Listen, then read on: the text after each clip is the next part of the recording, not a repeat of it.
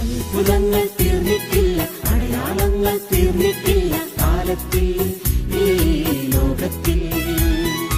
എൻ്റെ പേര് ഷൈനി, കത്രിയുടെ ഇടവംഗമാണ്. ഞാൻ 2 ആഴ്ച മുമ്പുള്ളൊരു സാക്ഷ്യം പറയാൻ വേണ്ടിയിട്ടാണ് വന്നത്.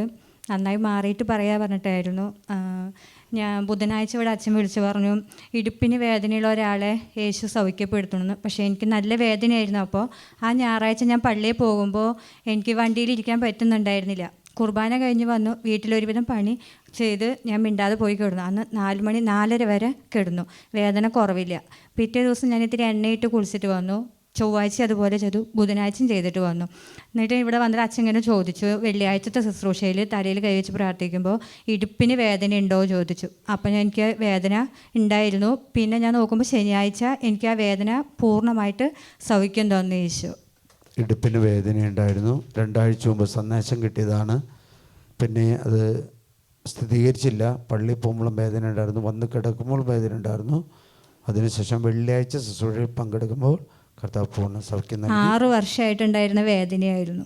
6 വർഷമായിട്ടുണ്ടായ വേദനയാണ്. ഈശോയോട് പ്രാർത്ഥിച്ചു. ഒരു ബുധനാഴ്ച ദിവസമാണ് പങ്കെടുത്തത്. ബുധനാഴ്ച ദിവസമായിരുന്നു എനിക്ക് ആ വേദന. അന്ന് മാത്രമേ ഞാൻ എണ്ണയിട്ടുള്ളൂ. പിന്നെ ഞാൻ അവിടെ നിന്ന് എൻ്റെ എണ്ണയിട്ട് കുളിച്ചിട്ടില്ല. എണ്ണയിടുമ്പോൾ എനിക്ക് കുറവുണ്ടായിരുന്നില്ല. പക്ഷെ പിന്നെ ഞാൻ ഈശോയോട് പറഞ്ഞു, ഈശോ ഇത് ഞാനായിരിക്കണേ എന്ന് പറഞ്ഞ് പ്രാർത്ഥിച്ചിട്ടാണ് ഞാൻ പോയത്. പിന്നെ എനിക്ക് യാത്ര ചെയ്യാൻ പറ്റില്ലായിരുന്നു. വണ്ടിയിൽ 2 മണിക്കൂറൊക്കെ യാത്ര ചെയ്ത് കഴിഞ്ഞാൽ ഭയങ്കര വേദനയാണ്.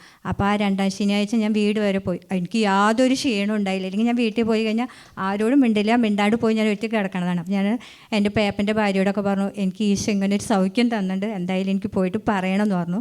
പറയാൻ പേടിയുള്ളത് കൊണ്ട് പറയാതെ ഇരുന്നതാണ്. 6 വർഷമായിട്ടുള്ള വേദനയാണ്.